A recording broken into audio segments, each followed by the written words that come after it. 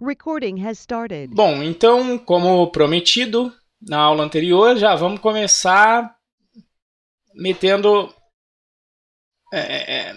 a mão na massa, né? E vendo um exemplo real aqui, né? Então, vamos dar uma olhada nisso aqui, olha. Né? Então, o que nós temos aqui? Imagine que nós tenhamos um framework, que nós tenhamos escrito aqui, composto dessas classes, que aqui, inclusive isso aqui é desenho do livro, composto por esse subsistema aqui. Então nós temos as classes, né? E inclusive no livro ele chama de classes cliente, não tem nada a ver com arquitetura cliente-servidor não, tá? Classe cliente é só aquela que está utilizando as classes para cumprir a sua tarefa.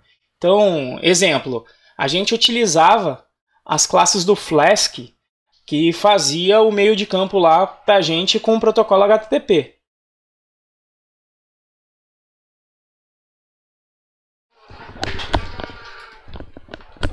Alô, alô?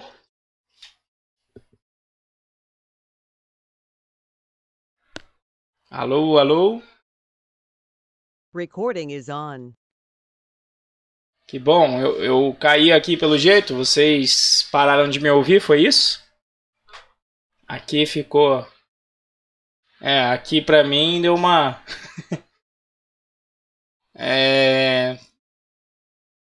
Enfim, então, dando um rollback, não sei até que parte vocês viram, mas enfim. Nós temos aqui, então, esse subsistema e...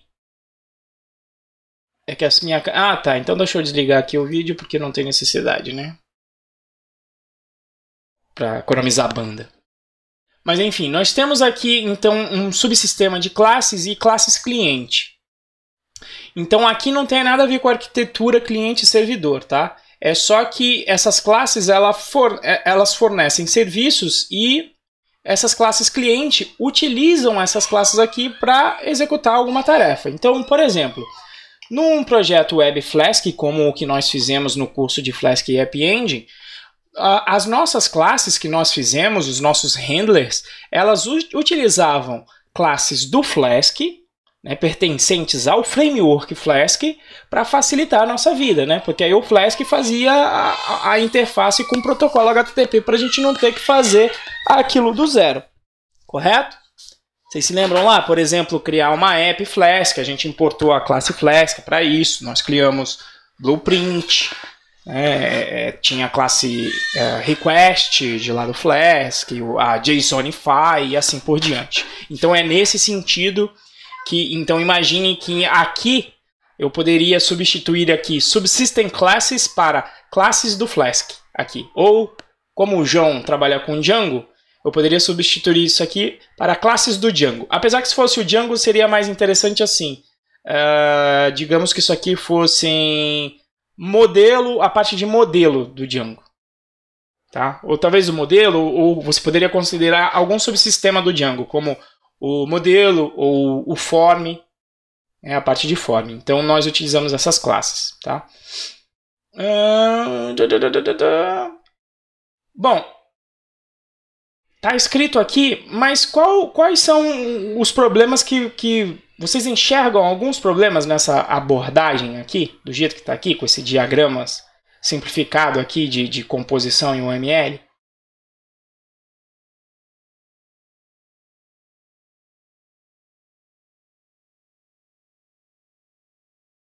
Então tá, o João aqui está falando, né? Todo mundo se relaciona com todo mundo e o mais importante, veja que você, com as suas classes cliente, elas precisam conhecer tudo de interno do framework. Veja aqui, o framework ele possui 5 classes e você tem que conhecer tudo isso. O que acontece? Por exemplo, imagine que isso aqui, e tem uma organização aqui possivelmente, né? Imagine, isso aqui está dentro de um pacote XPTO, apesar de ficar dando XPTO, eu acabei de falar que eu não gostava de fullbar, né? Na aula anterior. E aí estou falando de XPTO aqui, né? Mas imagine que eu tivesse esse módulo aqui dentro de um pacote. Se eu quisesse mover este cara aqui do meu framework de lugar, só trocar de pacote ou trocar o nome desse cara aqui, o que ia acontecer com as minhas classes cliente aqui, ó. Se eu movesse esse cara aqui de lugar.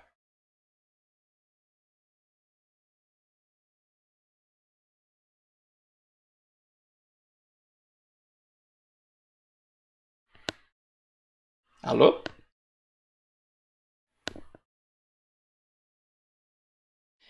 Veja que, ó, todo mundo que depende dele aqui já ia bugar, né? O bugar interno aqui não tem problema, né? Porque o bugar interno, isso aqui tá tudo sob meu controle. Como se eu sendo dono do framework e desenvolvedor, beleza. Agora, quando eu quebro código cliente que depende do framework, aí dá ruim, né? Isso aqui é ruim. Ou seja, mudar o pacote só desse cara, quebrar tudo, é muito ruim. Se eu renomear qualquer um desses caras aqui, aí também eu quebro uma galera inteira. Tá certo? Então, e o ruim é que eu tenho que conhecer muito desse cara. Eu tenho que conhecer, tá no pacote A.B.X.A do framework e blá. E aquela outra classe que a gente precisa, ou seja, você tem todo... Às vezes o framework é super completo, ele faz um monte de coisa, mas para colocar ele, fazer o Hello World dele é tão complicado, porque você precisa saber que existem umas 8 classes e como é que você releciona essas 8 classes para conseguir completar a sua tarefa, né? É muito bom quando você pega o framework e tem lá o método que você precisa para fazer só, né? Tem lá, você quer, sei lá, gerar PDF. Você pega a biblioteca e tem lá o método gerar PDF, né? É lindo quando tem isso. Você pega a biblioteca e só tem uma função que já faz o que você precisa. Certo? Exatamente, tem que alterar tudo. E o pior, se for um framework, não tem como você alterar código de classe cliente, né? Então tem que pensar num jeito melhor de fazer, de conseguir fazer isso aqui de forma que eu consiga alterar aqui internamente as minhas classes, os meus componentes, sem quebrar todo mundo aqui em cima, tá? Bom, a solução está aqui, vamos para a versão aqui em inglês, né? É você utilizar, e o detalhe, tá? Padrão Facade. Apesar de ser escrito com C em inglês, aqui, ó, se lê, você fala facade em inglês, tá? Vem do francês, inclusive se você escrever com C cedilha em inglês está certo também.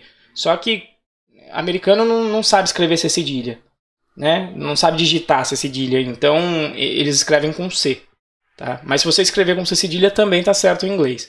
Mas mesmo que quando você escreve com C, não diga facade, tá? É facade sempre, tá? Então, como é que a gente resolve esse problema? Tá? Você cria uma fachada de forma que as suas classes cliente agora, elas acessam somente essa fachada. E esta fachada aqui, que então vai realmente conhecer quem são os componentes do seu sistema interno. Então, o seu cliente ele só precisa conhecer essa fachada aqui. Tá certo? Então, olha lá. Qual que é aqui, então? É interpor um objeto ou uma classe de fachada expondo um subconjunto controlado de funcionalidade.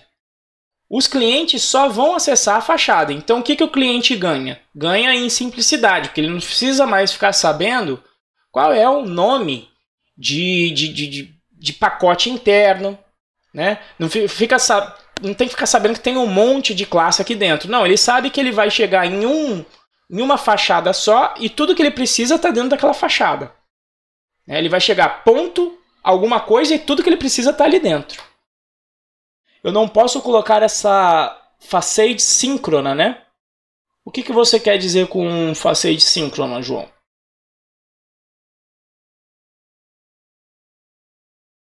Explique-se aí melhor, enquanto eu vou enrolando o pessoal aqui.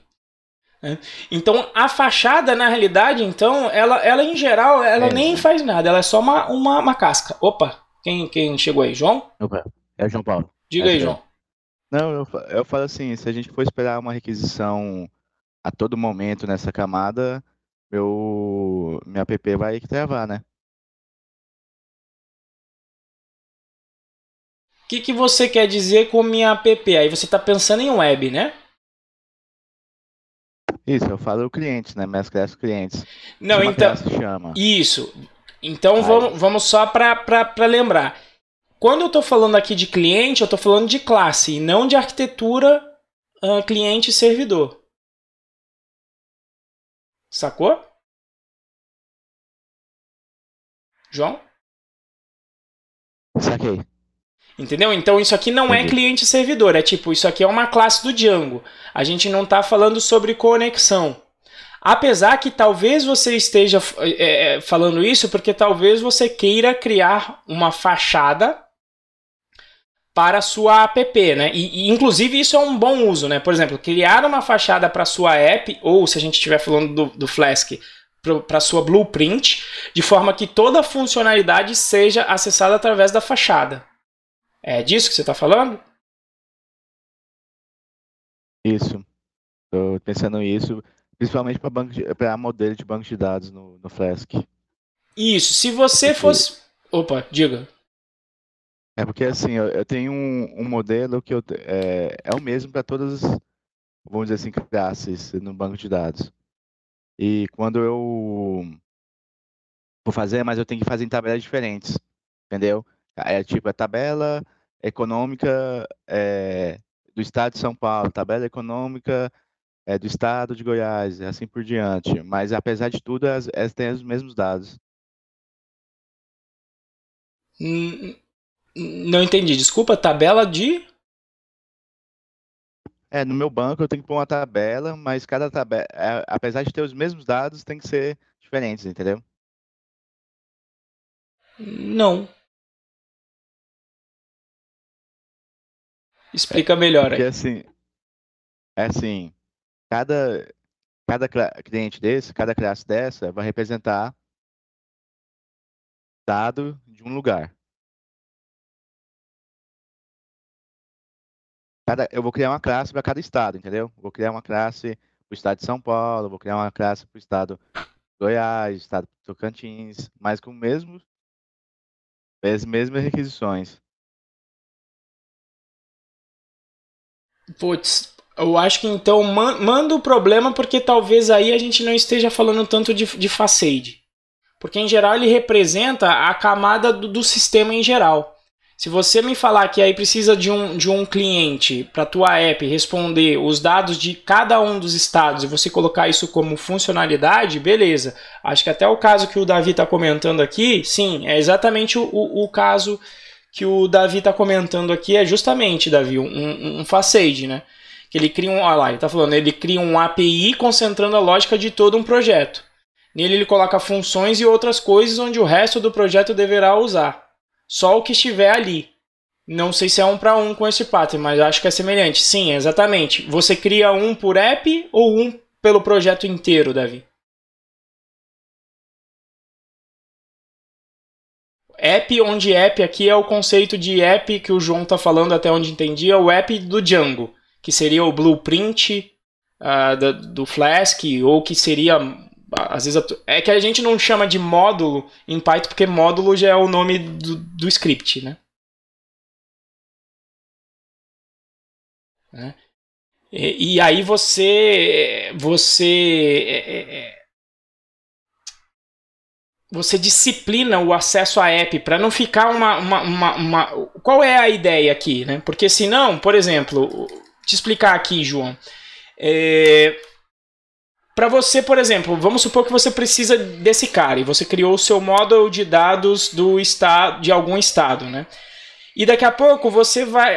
não, na hora que eu salvo um cliente aqui na app de clientes, eu tenho que salvar um dado respectivo no estado de Goiás, porque o cliente é de Goiás.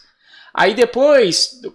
mas agora tem a app de carros, também do estado de Goiás, que também tem que salvar algum dado desse cara também na app de dados do estado de Goiás. Vamos supor que aí você salva... Tem uma tabela lá que salva tanto o carro quanto... sei lá, cliente, né? E aí, em toda hora na tua view, tu tá acrescentando a lógica de salvamento, repetindo lógica de salvamento da app que está separada, né?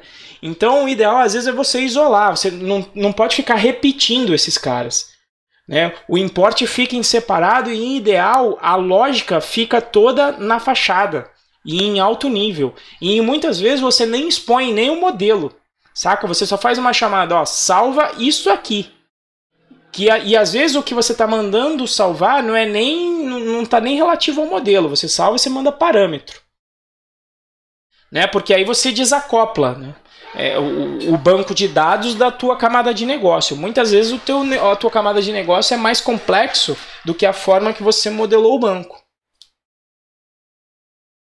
Não sei se eu consegui responder, é porque eu talvez não tenha chegado exatamente no problema que... Mas eu vou mostrar em código de verdade para ver se a gente consegue se entender. Talvez você entenda em que ponto eu tô querendo chegar na hora que eu mostrar o código de verdade. Beleza, João? Mas manda o teu problema, qualquer coisa na lista, se não for esse, que aí a gente tenta trocar umas figurinhas. Tá? Inclusive ele colocou aqui, ó, o exemplo do Django. Você tem uma classe de domínio versus um monte de classe de modelo. Tá? Então, às vezes, o teu problema, por exemplo, salvar efetuar um pagamento de carrinho, né? Ou fechar o pedido. Né? Fechar o pedido, às vezes, está relacionado com uma porrada de classe no banco. Né? Porque aí você vai poder ter a classe do pedido em si, cada item do pedido, onde cada item do pedido também pode estar relacionado com várias outras classes, né? Porque cada item pode ser complexo, né? Pode ter que estar conectado com alguma coisa do teu... como é que se fala? Do teu estoque, né? Então pode estar muito mais complexo ali. Mas aí o teu domínio pode ser simplesmente um pedido, né, com alguns parâmetros, e aí quando você pede para fechar, você passa para a fachada. Olha, encerra esse pedido. Eu estou passando o pedido, vou passar o pedido, mais o ID dele, mais o ID do cliente, mais algumas coisas simples. E aí a fachada, aqui para baixo, ó, vai cuidar dessa complexidade. Ah, não, a fachada vai lá, vai dar baixa no estoque, vai conversar com o RP, vai fazer não sei o que, mas eu, como cliente da fachada, não me preocupo com isso. E não me preocupo com a complexidade que está aqui por baixo. Tá? Mas existe caso mais simples desse do que eu estou falando e eu vou mostrar para vocês. Mas, então, aqui o que eu ganho, então? São duas vantagens da aplicação desse padrão.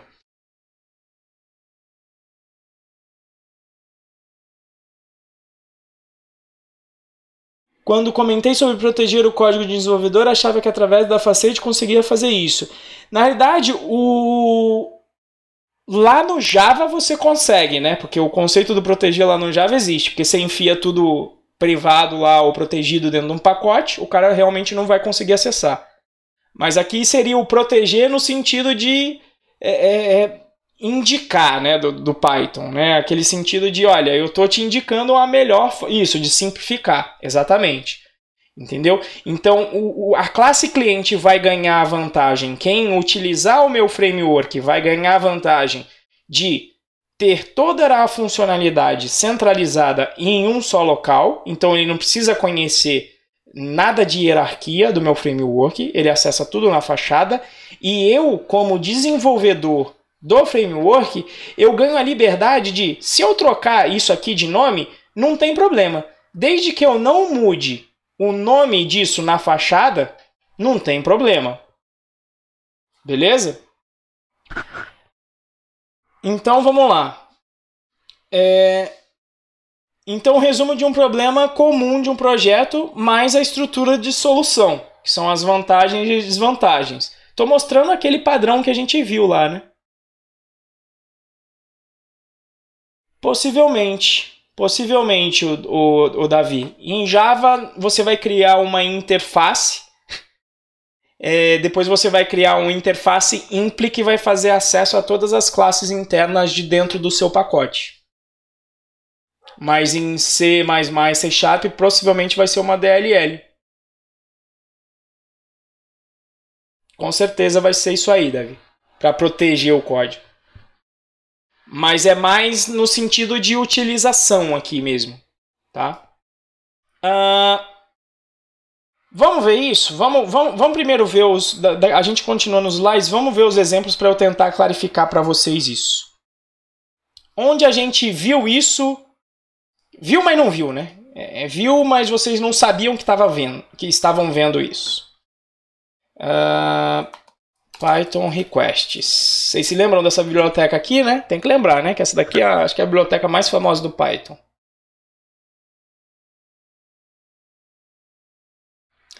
Quando vocês vão utilizar requests, como é que utiliza o request? Por que vocês gostam do requests? Por que todo mundo gosta? Porque é fácil, né? Você não pega lá, requests.get. Olha lá que maravilha. Papá, tá tudo lá. Você não chama requests.tudo? É requests. Tem o que você precisa, não é isso? Cadê o...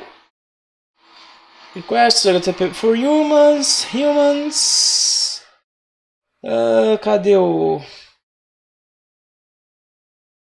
Na verdade eu queria o...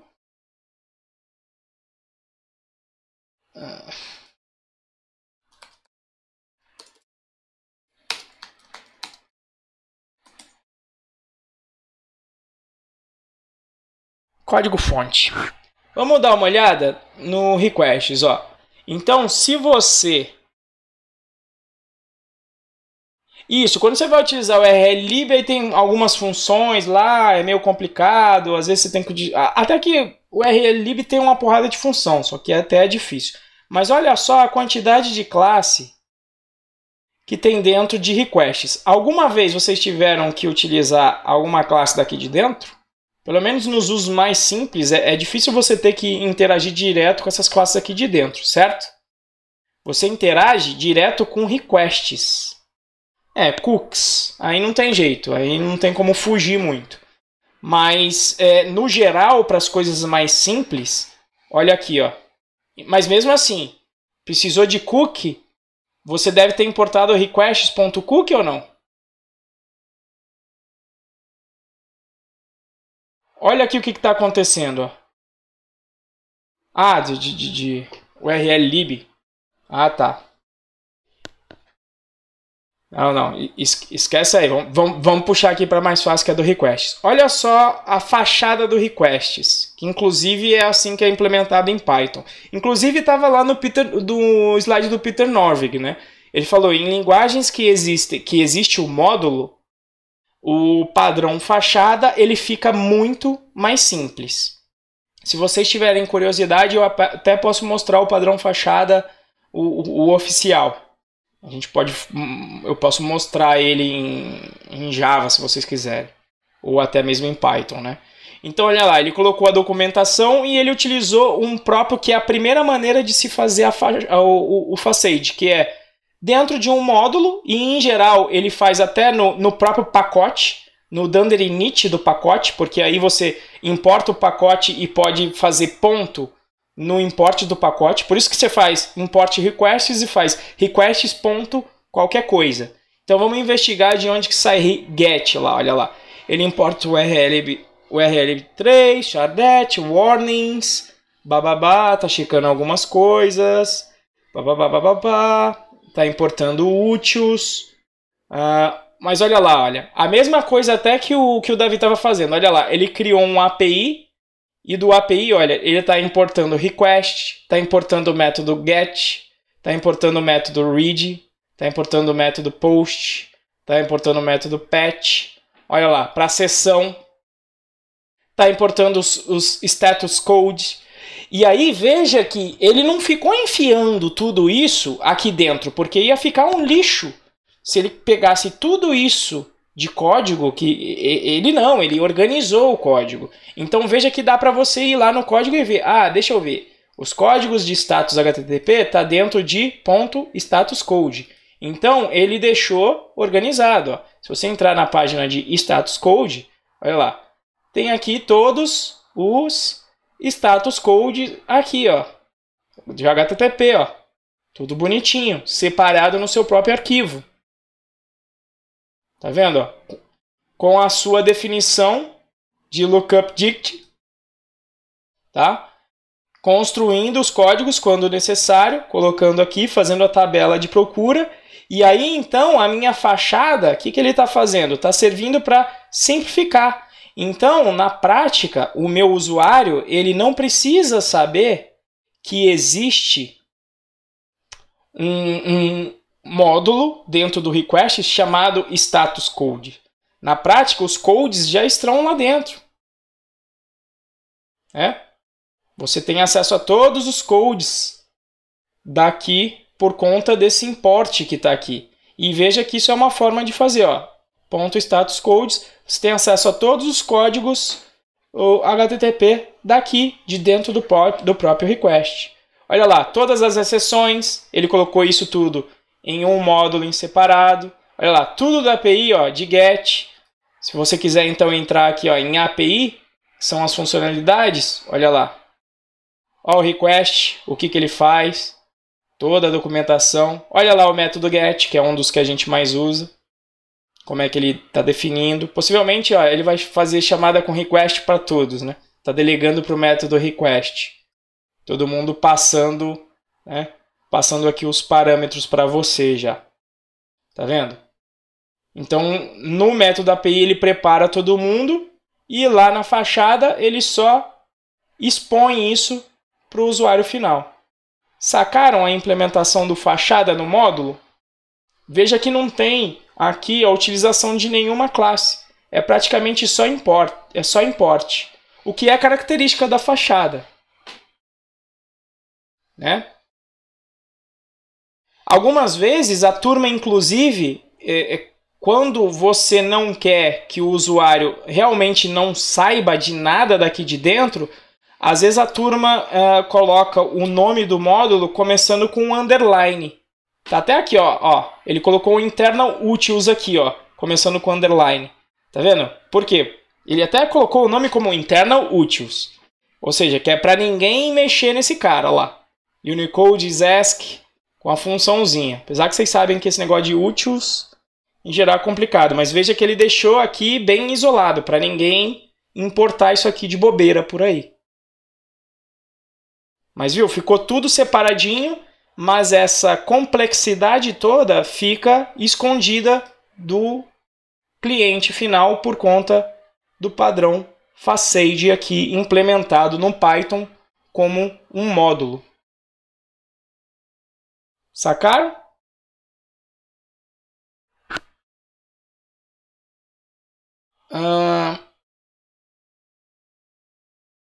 Isso que eu falei que eu queria fazer de diferente. Pegar o que a gente já mexeu e tentar ver os padrões. Porque é justamente isso que a turma fez no Goff, Tipo, ficar pegando o código que existe e ficar vendo como é que o padrão está feito.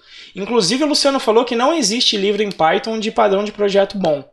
Por quê? Porque o único que existe mais ou menos, ele pegou o livro do Goff e implementou em Python. Tipo, do jeito que está lá. Aí não serve, porque tipo, o cara fez a fachada com a classe lá, toda rebuscada. Enquanto a galera de Python faz fachada desse jeito aqui, Tá aqui. Beleza? Bom, mas para ser padrão, você tem que achar isso, na realidade, em vários lugares, Porque um padrão, até quando eu fiz uma matéria de mestrado sobre padrão de projetos, no ano passado, e a gente teve que falar sobre padrões, e padrões novos, assim, tipo, vamos fazer um paper sobre padrão. Aí ele falou, no mínimo tem que achar 3 usos, Eu não vou fazer aqui 3, tá? Mas vamos tentar achar mais um. Já que a gente mexeu com Flask também.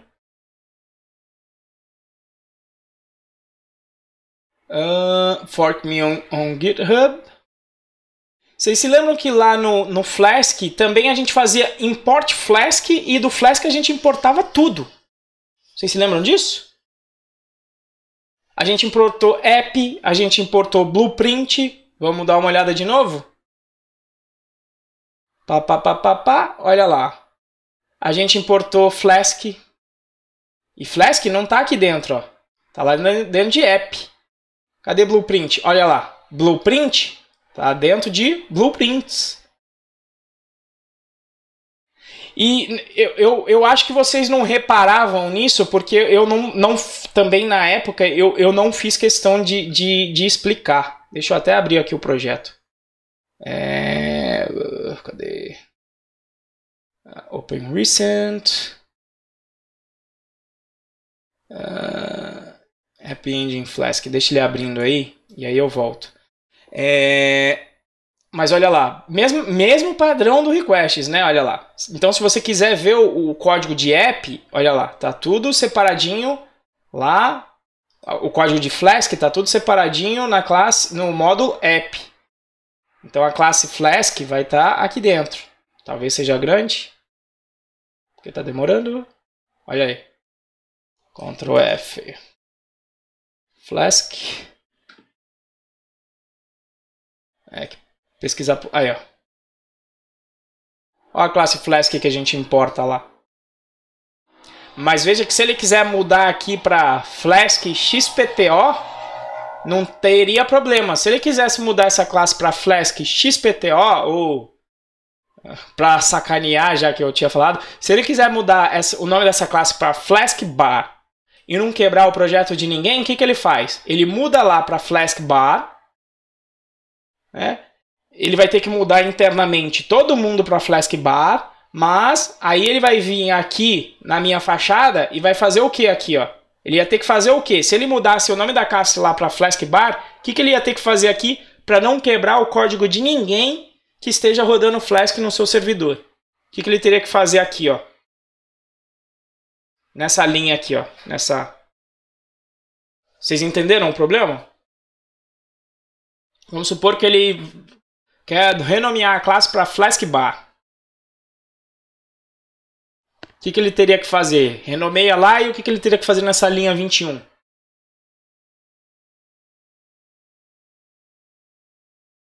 Exatamente. Exatamente. É isso. Esse é o momento detach de vocês. Exatamente. Esse é o momento lá detach. Então, exatamente. Ia pegar aqui e ia colocar um import Flask Bar as Flask. Pronto. Tá todo mundo tranquilo.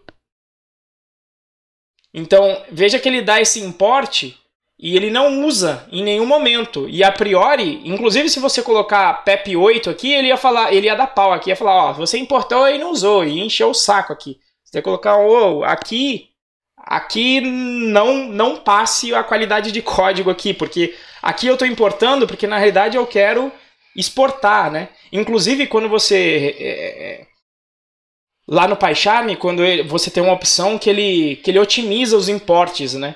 E ele tira o que não está sendo usado dentro do script. Então é um caso em que ele não pode otimizar aqui, porque a razão de você importar e não utilizar é porque isso aqui é uma fachada. E alguém vai importar de dentro desse cara aqui.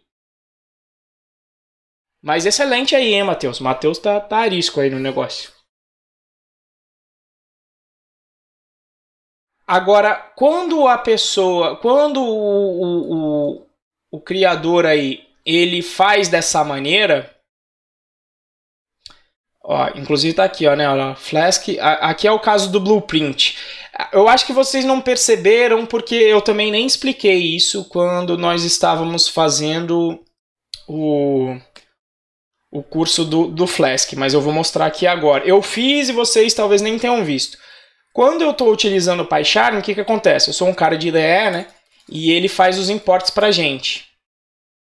Né?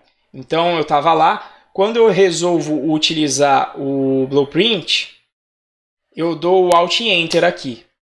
Só que... Porra, ele vai saber porque é o Flask, é isso? É, vai, viadinho. Antes ele tinha...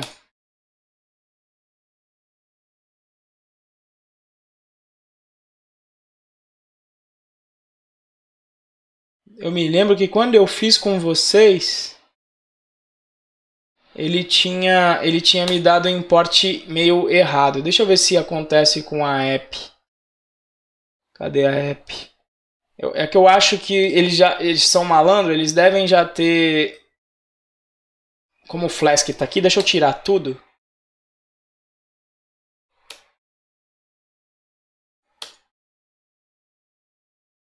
Ah.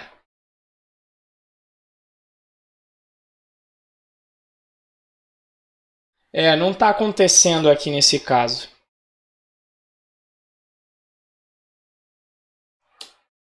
Mas se você não tomar cuidado, às vezes ele pode querer importar do canto errado. Deixa eu até ver aqui, ó, um caso dentro do nosso código. A gente criou o Blueprint Subscription. Inclusive, se você quisesse, a comunicação entre blueprints, se você quiser, você pode fazer o que o Davi falou, criar um API dentro da Blueprint Subscriptions, de forma que quem precisar dos serviços de subscription, em vez de você ficar colocando a lógica toda aqui, olha, assim, ó, qual é o problema de colocar as lógicas aqui, por exemplo, ó, nesse new aqui, ficar colocando tudo aqui, ó. Aqui, olha, eu fiz para API. E se eu precisasse reutilizar a lógica para fazer uma API REST? Vou dar Ctrl+C, Ctrl+V em tudo? É um problema, né? Ah, tá bom. E agora? E se eu preciso fazer no UI, preciso fazer uma API REST e também preciso fazer um CLI, uma linha de comando? Putz, aí tenho que copiar código em 3 lugares? Não. Seria legal, de repente, você fazer uma fachada com essas funcionalidades de forma que isso fique em alto nível. Você chama isso aqui por criar novo XPTO, criar nova inscrição, que era isso aqui que a gente estava fazendo. E aí, todo mundo que precisar se comunicar com o minha blueprint de subscriptions vai fazer isso através de fachada, inclusive os seus handlers. Sacaram aqui? Que você passa a disciplinar o acesso ao seu código de negócio também com a fachada? Lá no livro, inclusive, eu criava lá uma fachadinha. Se vocês, no livro, para quem fez o de App Engine lá, eu também criava uma fachada para ficar chamando o código.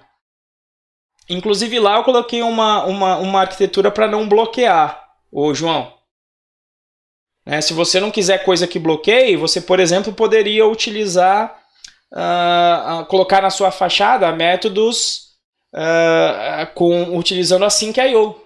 Você pode colocar uma versão síncrona ou uma versão assíncrona, que é justamente o que o NDB no App Engine faz, tá? Mas o que eu queria procurar não é isso não. É isso aqui, ó. Vocês se lembram quando eu fiz isto aqui, olha?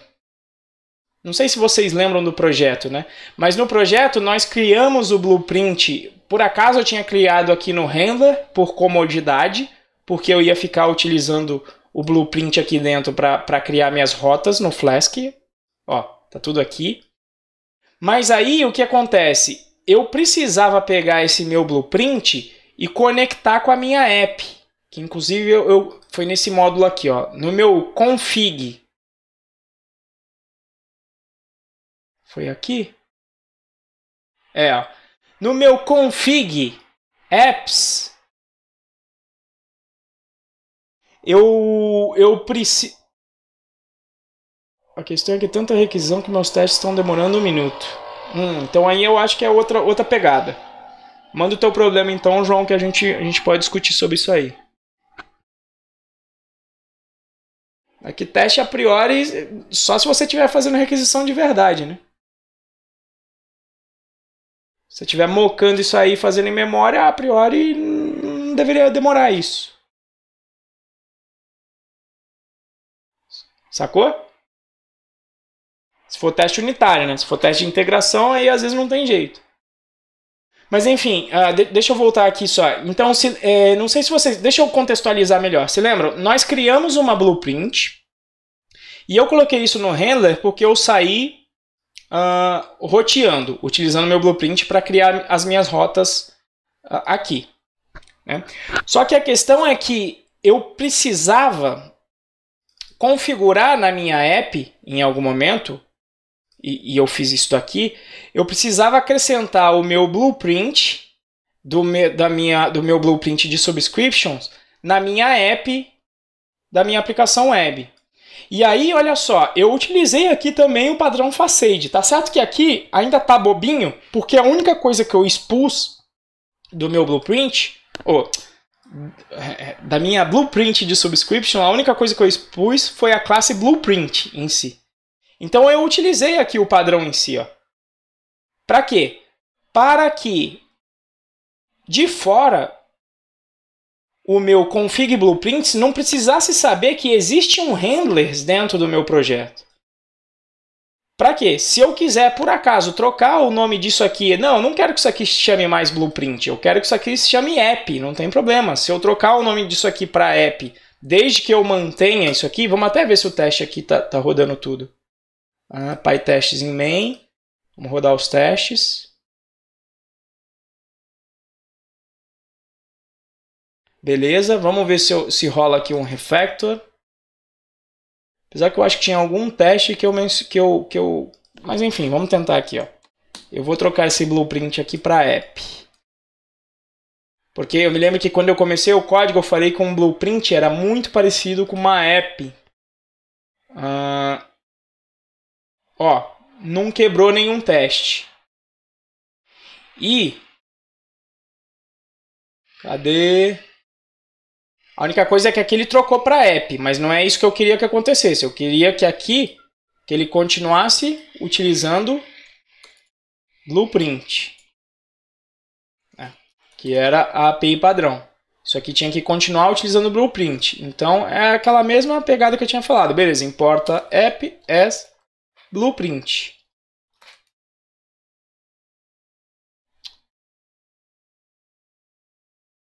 Roda os testes. Olha lá, então as coisas não quebram. Veja que é uma fachada bobinha, porque eu só estou expondo um blueprint aqui, mas é uma maneira de eu já, desde o início, disciplinar as coisas. Porque toda vez que você tem que ficar colocando ponto para acessar componentes internos de um módulo, começa a ser uma coisa ruim porque você está engessando o sistema. Se eu tivesse aqui feito from subscriptions.handler import blueprint, pronto, já perdi. Não posso trocar o nome disso aqui de handlers para mais nada e não poderia trocar o nome da classe desse objeto aqui de blueprint para app. Não poderia refatorar mais os nomes dessas coisas, né? Não poderia refatorar um simples nome e quebrar projeto dos outros já é muito ruim. Enfim, sacaram aqui o padrão de projeto fachada? Eu acho que às vezes mostrar até o código, o prático, às vezes é melhor do que ficar mostrando aqui. Porque aí depois a explicação você até entende melhor o que está acontecendo. Beleza? Então, qual que é o resumo do problema comum de projeto e a estrutura de solução? Aqui está explicando aquele formato que o Peter Norvig, inclusive, colocou lá, que é o formato descrito no livro do Goff, né?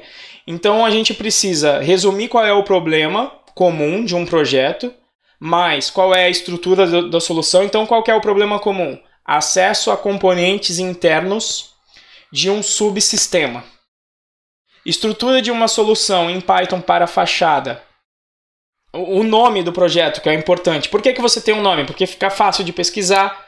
Senão ia ter que ficar explicando para os outros. Não, sabe aquele negócio que você cria um módulo e fica importando as coisas lá dentro? Para os outros poderem ter flexibilidade dentro, sabe? Aí fica difícil. Então você cria um nome para ficar fácil de buscar no Google, para ficar fácil de você conversar com os outros. Você dá um nome, aí eu não preciso ficar explicando de novo. Eu expliquei para vocês uma vez e agora é simples. Agora eu só faço para vocês. Então, eu tô com esse problema assim, eu não tô dando flexibilidade. Eu falei, então, implementa uma fachada. Mas não sei o que é uma fachada. Então, bota no Google aí que você já acha. Vai ali no request que você já tem um exemplo. Então precisa ter um nome para ficar mais fácil de lembrar e discutir, né? Então as vantagens e desvantagens. Vantagem vocês viram, né? Ficou mais simples para quem é de fora e ficou possível da gente refatorar dentro. E qual seria a desvantagem do uso da fachada? Vocês conseguiriam apontar a desvantagem?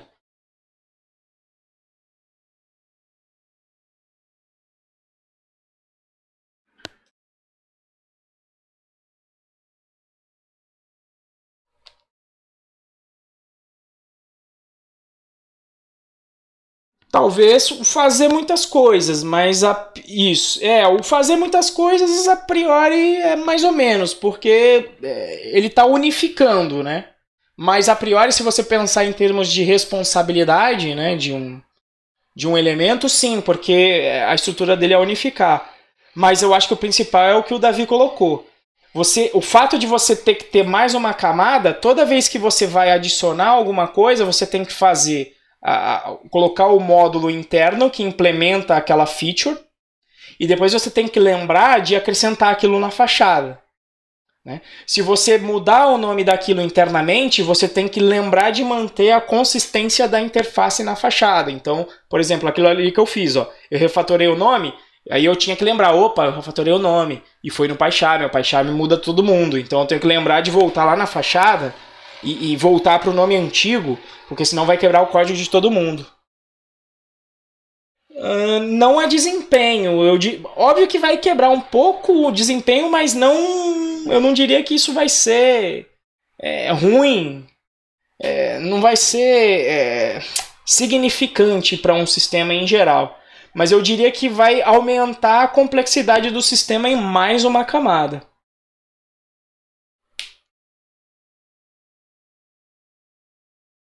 Exposto eu não diria. Exposto não, João. Pelo contrário, né? A razão da fachada é justamente proteger a estrutura interna.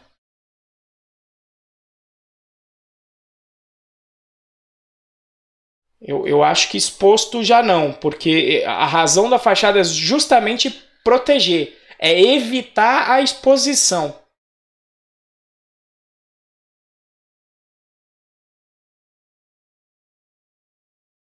Eu acho que na verdade a fachada eu acho que é o único que assim, a desvantagem, a única pelo menos que eu enxergo é mais essa.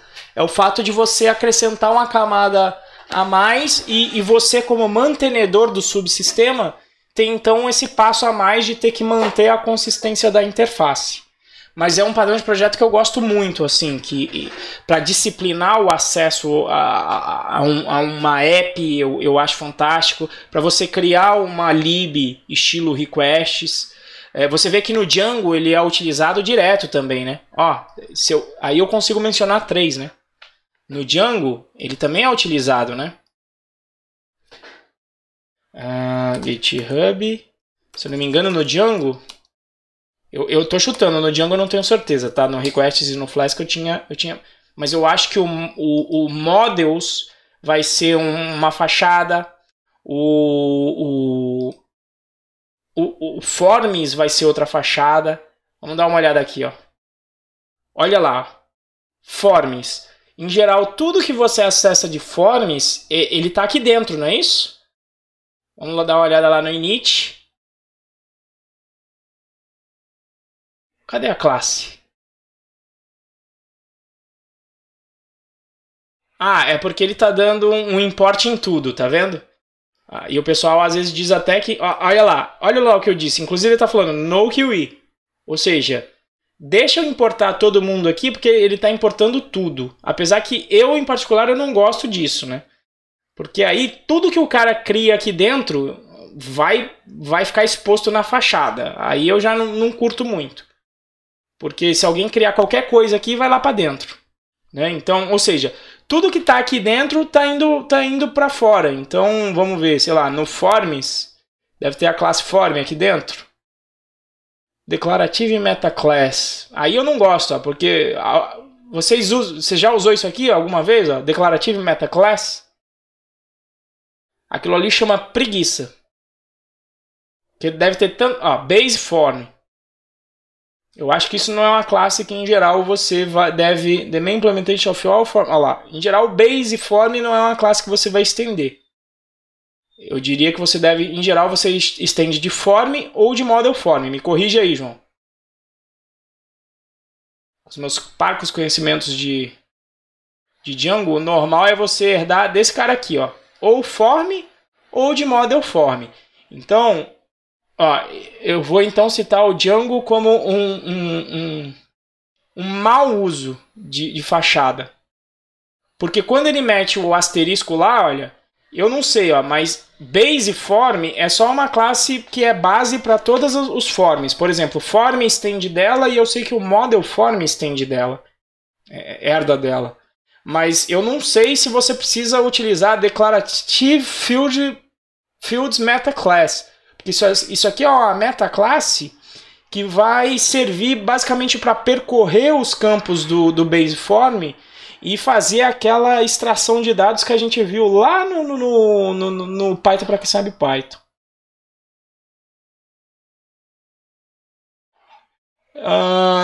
Acho que não tem como você meter um asterisco e dizer só o que você quer excluir, Matheus. Na prática, o que eles deveriam ter feito aqui, por exemplo, nessa aqui de form, eles tinham que pegar assim, ó, from forms, import form lá.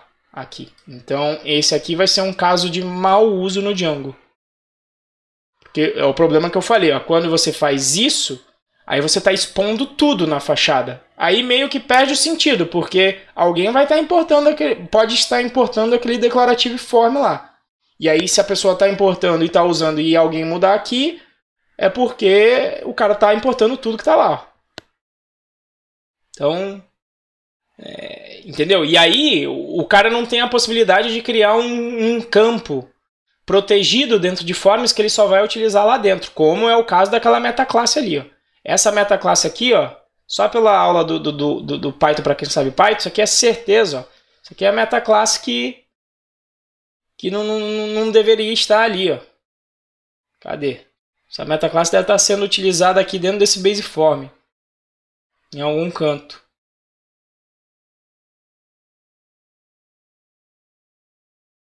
Cadê? Ou está no form sendo utilizado. Enfim. Aqui, ó. Não falei, ó. Olha, se lembra que isso aqui era aquele padrão que esconde as coisas que a gente viu lá no Python para quem sabe Python. Mas olha lá. Isso aqui é essa metaclasse que só serve para esse form aqui. Então ele não deveria estar na fachada do Django de forms. Mas está. Do jeito que está feito aqui, tá. Então é bom que fique um exemplo de mau uso. Em geral, e o pessoal fala em Python, isso aqui é mau uso. Tanto é que eles tiveram que colocar aqui um no QA aqui, para na hora que rodar o lint, ele não apitar aqui e dar um alert aqui. Então isso aqui, ó, não deveria estar aqui no Django. Apesar de ser um projeto que em geral o pessoal fala bem do código. Mas esse aqui é um mau exemplo. Beleza?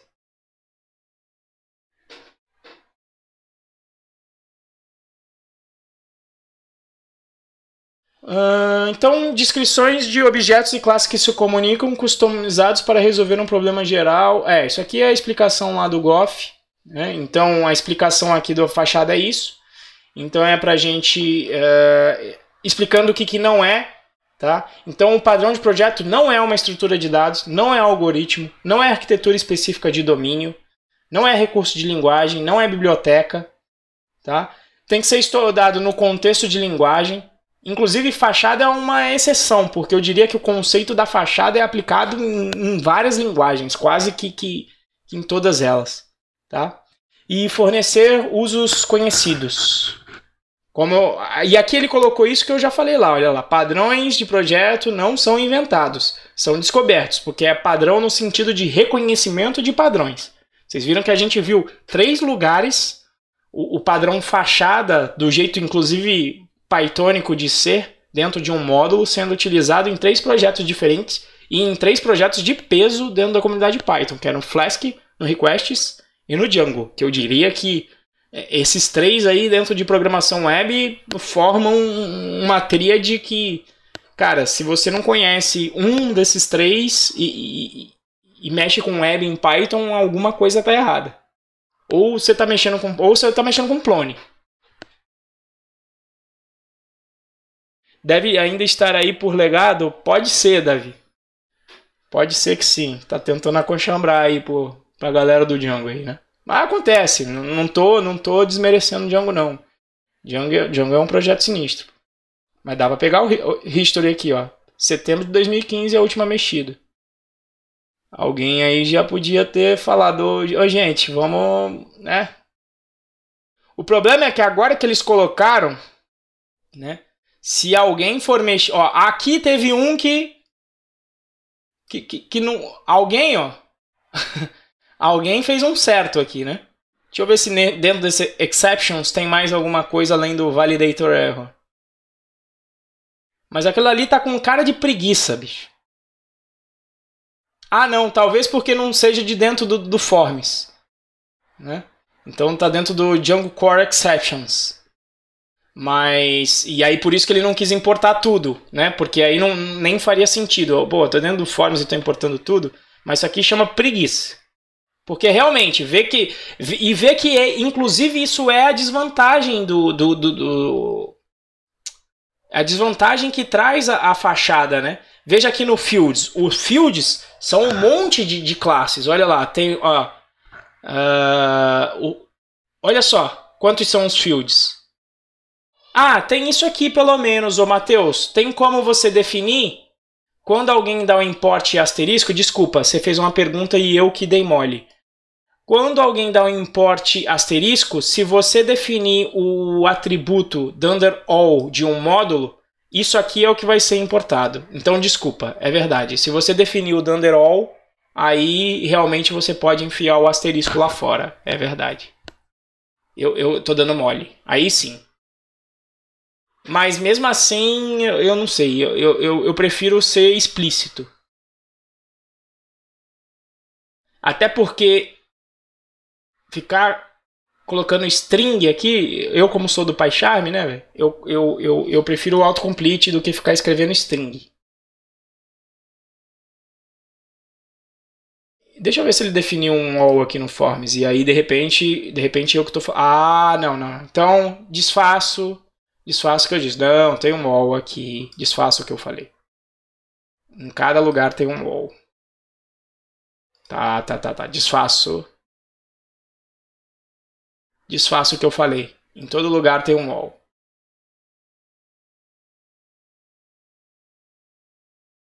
Tá, em todo lugar tem um all.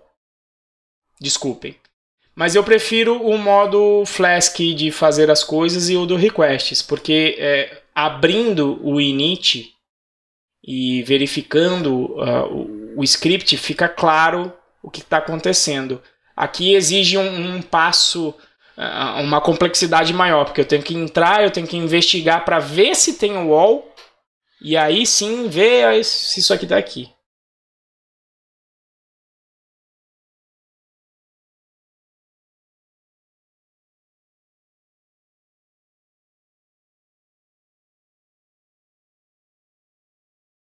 Deve ainda estar legado. Tô até vendo que vai mudar no 2.0. Se tem algo sobre esses imports. Legal, mesmo assim você tem razão. Não parece ser muito pattern o método Django. Assim, tanto não é que eles têm que meter um no QA aqui, né? Então, apelando, quando a gente quer apelar, né? Em geral a gente apela para os 10 mandamentos quando a gente é religioso, né? No QE, porque isso aqui não é boa prática. E aí você vai por import this. Import this não. Primeiro você vai no Python, import this. E tem lá, cadê? Special cases aren't special enough to break the rules. Então, toda vez que você enfia um no QE, é uma razão interessante. Apesar que isto aqui também tem lint que vai pegar. Quando você importa alguma coisa e não usa, tem lint que também vai pegar. Mas ainda é menos ruim do que enfiar import asterisco. Mas pelo menos respondi aí o do Matheus. Lembrei, na verdade. Não sei por que eu esqueci do... Na verdade é o seguinte, Matheus. Eu esqueci do $all porque eu nunca uso. Eu prefiro ser explícito. Opa. Já está no finalzinho. Então, Matheus, eu tinha esquecido do atributo do underall, do módulo, para definir os parâmetros que são importáveis quando alguém utilizar o import asterisco, porque na realidade eu nunca uso esse cara. Assim, eu nunca uso. Sempre que eu vou fazer import, eu faço os imports implícitos de tudo que eu preciso daquele módulo, porque não é boa prática. Não é boa prática você colocar o asterisco. E para quem trabalha, o que acontece, né? A galera de Python trabalha muito com Vim, com Emacs, né? E aí realmente para eles é trabalhoso, porque eles têm que digitar aquilo tudo. Até tem lá aí você tem que instalar um plugin no Vim para ele conseguir fazer isso, ou no Sublime. E como eu utilizo o PyCharm,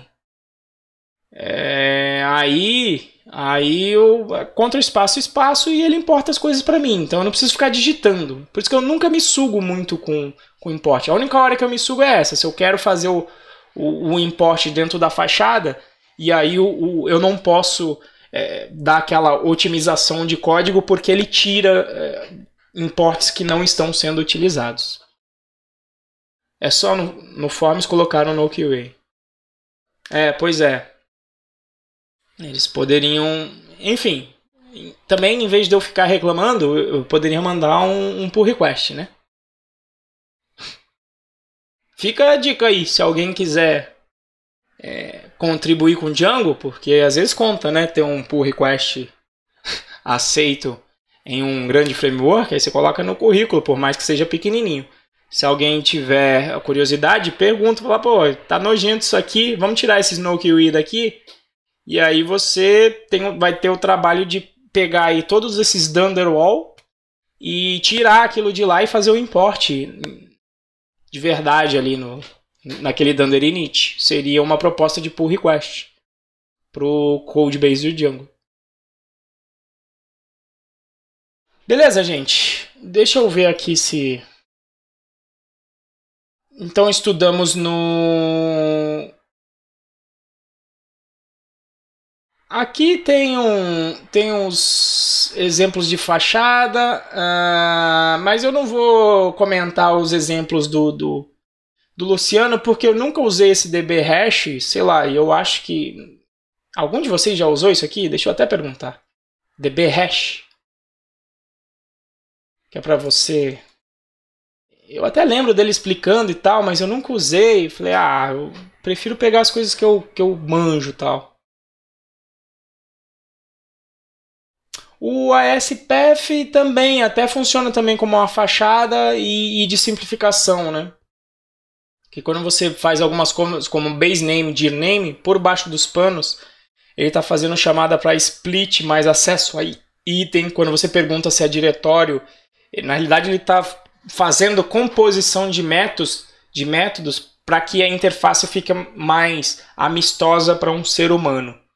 Então, em vez de você ter que ficar utilizando métodos de baixo nível de outros módulos, ele encapsula tudo dentro de path, ou seja, tudo que é respectivo ao path do sistema operacional, você acessa aqui dentro do path. Tá? Aqui o detalhe é que o Facade é um padrão de projeto estrutural. Veremos outro, que é o Adapter, depois. Inclusive, às vezes, um mesmo código pode ser exemplo de dois padrões de projetos diferentes. É muito comum de acontecer. Inclusive, o Facade e o Adapter, de certa forma, eles são parecidos. Tá? Mas eu diferencio eles porque o Adapter só serve para adaptar duas interfaces diferentes, enquanto o Facade ele serve para um monte de classes internas, em geral, de um subsistema. Beleza, gente? Alguém perguntou alguma coisa aqui no chat? Alguma pergunta aí, enquanto eu leio aqui o que vocês escreveram no chat, que eu acho que eu perdi? Vou colocar um link no Google Drive. Não, nunca vi, não. Esse não, nunca vi, eu não lembro mais do que era a resposta aqui. Pra quê, gente? dbHash. Tá. Era a resposta do dbHash. Eu também nunca mexi. Ele falou que era para um banco de dados que agora nem eu me lembro. Eu acho que era tão... Eu falei, putz, eu nunca mexi. Era uma API de meio baixo nível que eu falei, cara, vai ser um exemplo que vai ficar meio abstrato se eu mencionar esse cara. Então acho que ficou mais claro mencionando os frameworks famosos aí, né? De web development. Aí. Entrou até o Django que eu não esperava, mas que você vê que eu tinha certeza que ia encontrar. Seria interessante. E você vê que no Django, inclusive, existem várias fachadas. Ó. Essa aqui é a fachada para os forms do Django. É possível que você vai encontrar outra, por exemplo, para o... Cadê? Onde é que fica de models aí? Galera de Django aí, fica onde? Deve ficar em DB? DB Models? É... Aham. Vamos ver, ó. Init. Ó, tem ainda uns no QA por aqui, ó. Ó que maravilha, ó. Começam algumas coisas aqui meio esquisitas. Isso aqui, ó. From DjangoDB models.aggregates import all as aggregates all. Ah, tá certo. Ele só tá mudando o nome aqui. Mas é cabuloso, porque... Aí, ó, aí ele começa a ter que fazer gambi, porque quando você coloca o asterisco, você não deve poder mudar o nome, não pode colocar as, quer dizer, com certeza, você não pode colocar as, blá. Aí começam as gambis aqui, ó. O módulo sendo importado com tudo dentro e através de um alias aqui. Cabuloso. Enfim. Mas aqui outra fachada, ó, sendo utilizado. E agora para o models. Tá? Então veja que o Django ele é composto inclusive por vários subsistemas. Veja que você não precisa ter uma fachada. Acho que até quem mencionou ali como uma desvantagem da fachada é misturar tudo, né? Alguém mencionou. Não sei se foi o... Quem foi? Alguém mencionou no chat alguma hora quando eu perguntei das desvantagens.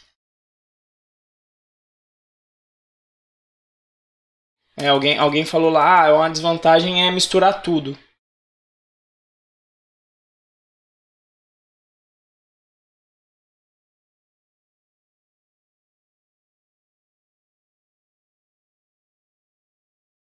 Então, para quem mencionou, veja que no projeto Django, ele não fez uma fachada para tudo do Django. Veja que realmente você enxerga os subsistemas do Django sendo representados, cada um pela sua fachada. Então, está tratando de form?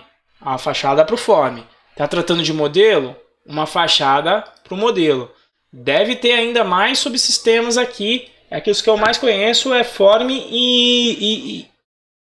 é form esse cara, ó. É form e o model. Não sei se de repente tem mais uma fachada aqui para template. De repente para as funçõezinhas. Tem engine render, all engines. Tem para as exceções de template, né? Ó, template para as exceções dos contextos que a gente não costuma usar tanto assim. Pelo menos eu acho que não, não tanto assim. Mas template talvez, mas principalmente as exceções a gente usa.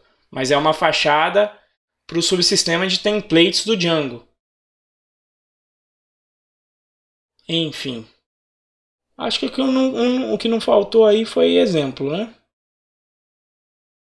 Middleware. Tem mais? Não, middleware não tem, ó. Fachada.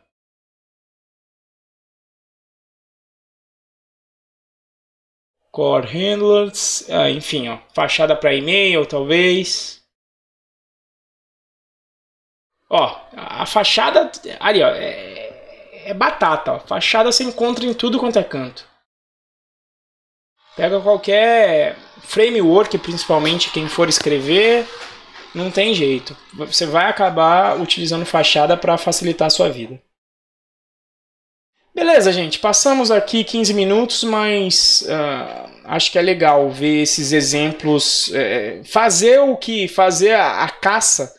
Isso aqui ó, já daria livro aí de padrão de projeto para Python. Porque eu falei, não, o Luciano já mencionou, não tem nenhum bom. E é esse trabalho que você tem que fazer para ver padrão de projeto. Caçar código existente e mostrar. Olha lá, seria exemplo. Veja aqui, tem no Flask, tem no Requests, tem no Django. No Django, inclusive, não sendo tão bem utilizado, porque tem aqui o asterisco, o pessoal vai refatorar e tal. Aí você mandava o pull request para... Já mandei o pull request, tá aqui no livro para fazer o jabazinho. Beleza?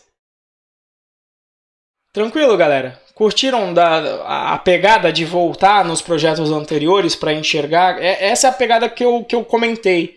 De pegar, então, os conceitos também depois. O cara tá fraco de OO, né? Então dá uma olhada no Python Buds. O cara quer entender os forms do Django, que a gente acabou de ver ali. Ou o ORM do App Engine, que a gente viu lá. Que tem a mesma pegada do ORM do Django. Aí o cara vai no Python, para quem sabe Python, porque lá tem a explicação dos descriptors, né? O cara quer entender o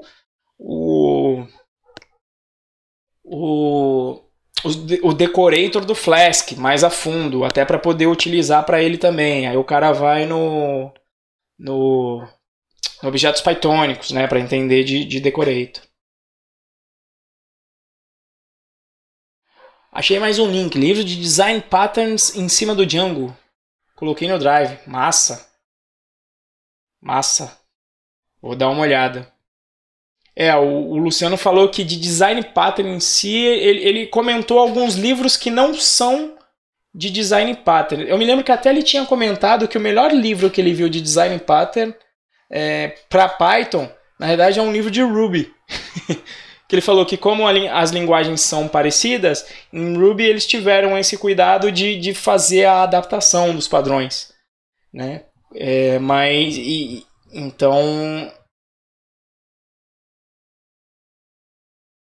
Então, e aí o Luciano falou que não encontrou assim algum livro de design pattern em Python que ele considerasse bacana, mas pode ser que ele não tenha encontrado esse, Davi. Beleza, gente? Então é isso aí.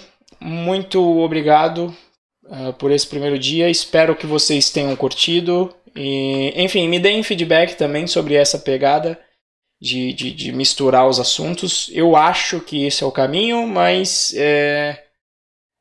eu acho que vai ser legal, mas eu não tenho certeza. Mas eu estou testando aqui agora. Então, enfim, mandem aí mensagens o que vocês acharam legal, o que vocês não acharam tão legal. Se tiverem quaisquer dúvidas, mandem aí no fórum ou no grupo do Telegram e vamos nos falando.